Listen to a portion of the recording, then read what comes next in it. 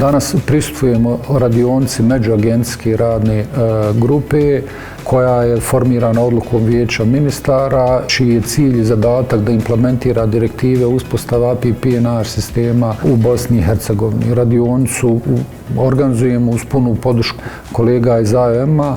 Danas sa nama su prisutni eksperti Evropske unije koji će nam pomoći da implementiramo direktivu API-PNR u naše zakonodavstvo.